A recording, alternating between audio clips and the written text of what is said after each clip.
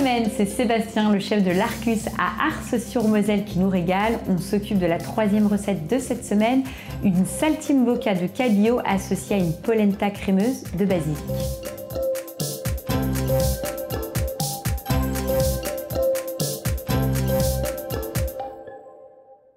Donc pour cette saltimbocca de cabillaud, donc là on est parti donc sur effectivement du cabillaud. Voilà, filet de cabillaud. Alors bon, on pourrait faire ça avec un autre poisson. Nous, on prend le cabillaud parce que c'est celui qui se prête le mieux. C'est une recette qui je connaissais pas du tout en fait. C'est quoi? Alors c'est de base la recette d'origine de saltimbocca, c'est italien. Oui. Normalement c'est fait avec soit viande de veau ou volaille et c'est cuit à plat avec du jambon cru et c'est gratiné soit avec de la mozzarella ou un fromage au choix. Okay. Donc nous on va faire la même chose, on va supprimer le fromage, on va garder le côté lard fumé, voilà, qu'on remplacera par qu'on remplacera le jambon cru par le lard fumé. On va enrouler notre filet de poisson dedans, donc on va bien l'assaisonner. On va rajouter aussi une petite feuille de sauge. D'accord, ok, pour vraiment de la recette d'origine. Et après on va les rôtir et on va servir ça avec une petite polenta basilic. Bah, top. Voilà. Donc on les assaisonne nos cabillauds. Tout à fait. Donc on va passer sel. Oui. Et poivre. D'accord. Ensuite on va prendre 2 tranches de lard. Donc ça, chez le boucher, normalement, ça se trouve assez facilement. Et tu vas rouler ton cabillaud dedans. Tout à fait, voilà. Mais je ne connaissais pas du tout déposer notre cabillaud. Donc le lard, ça va nourrir un peu le poisson. Donc là, pour les recettes là, si vous changez de poisson, le mieux c'est de ne pas prendre de poisson trop gras. Parce que comme le saumon, le problème après, si on rajoute gras sur gras, ça va pas être super agréable. Donc hop, on le roule. Voilà, donc là on a nos 3 petits pavés. On va passer à la polenta. Oui, donc là on les laisse et puis on s'en occupe après. Voilà, on va retirer ça un petit peu plus tard. Alors pour la polenta, donc là tu nous as mis que tu as fait chauffer. Donc là il y a quoi? Du lait? C'est ça, j'ai du lait, de l'ail. On a mis un petit peu d'huile d'olive, du sel et on a mis un petit peu de bouillon. Alors ça peut être soit un bouillon de légumes. Là nous on va l'accommoder avec un poisson. Donc j'ai mis un petit peu de fumée de poisson. Oui. Et ça peut être un bouillon de légumes. En tout cas voilà. Ça peut être un bouillon de légumes, ça peut être un fumé de poisson, ça peut être un bouillon de volaille, ça peut être un fond blanc de veau, ça peut être plein de choses. Ça peut être de l'eau pour ceux qui n'ont pas de bouillon de près, mais c'est toujours un peu plus agréable avec des bouillons.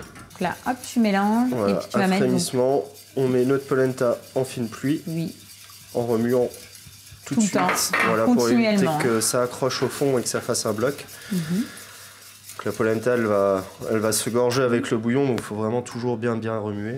Bien remuer, bien surveiller. De toute façon, on va le voir, hein, elle va prendre elle va absorber en fait aussi le liquide. C'est ça, ouais. Donc ça, c'est une recette qu'on peut préparer un petit peu à l'avance sans problème. Elle se réchauffe bien, qu'on peut bien la... Ça se réchauffe assez facilement, donc il faut la réchauffer. Si on réchauffe, ça se réchauffe vraiment très doucement pour éviter de la faire accrocher en rajoutant soit un petit peu de bouillon ou un petit peu de lait pour la détendre un petit peu, parce que plus elle va attendre et plus elle va se raffermir. Là, on voit tout de suite qu'elle commence à épaissir, elle commence à prendre du corps. Donc là, on baisse le feu quand elle commence à prendre leur consistance. C'est pour éviter juste qu'elle accroche, puis on continue à la remuer. Donc là c'est bon, hein, là on a pris vraiment une belle consistance. Voilà, là elle a bien épaissi, donc on va pouvoir ajouter un petit peu de parmesan. D'accord, donc pour apporter de la gourmandise. C'est ça. Donc après c'est parmesan, mais ça pourrait être comté, ça pourrait être du Beaufort, ça pourrait être un fromage à pâte dure. Mais en tout cas on met un petit peu de fromage, c'est toujours sympa. C'est toujours meilleur, c'est vrai que la gourmandise c'est important. Donc tu remélanges bien. Voilà. Et là on est pas mal. Alors voilà, là après on va la laisser tirer. Oui. Donc tu vas la réserver sur le côté. Tout à fait. Et puis on mettra le basilic. Alors moi je vais mettre, alors on pourrait mettre soit là maintenant tout de suite du basilic légèrement ciselé. Moi je préfère mettre une huile de basilic, ça va donner une belle couleur et puis en plus de ça, ça se mélangera mieux. À la fin, voilà, tout à fait. Donc ça on réserve de côté. Voilà, et puis pendant ce temps on va s'occuper de de nos cabillots. Donc là c'est les cabillauds, là c'est quasiment terminé. Hein. Voilà, quasiment. On va faire revenir donc notre cabillaud recto verso. Tout à fait. Ensuite, on va terminer au four. 1 minute à peine. D'accord. Et après, on n'a plus qu'à dresser. Hein. Tout à fait. On a tout. T'as une sauce? Alors, pour la sauce, nous, on va utiliser un pesto basilic. Après, ça pourrait être fait avec une sauce vin blanc classique. Voilà, même sans sauce, ça sera très bien. Bon, on n'aura plus qu'à dresser et surtout à goûter.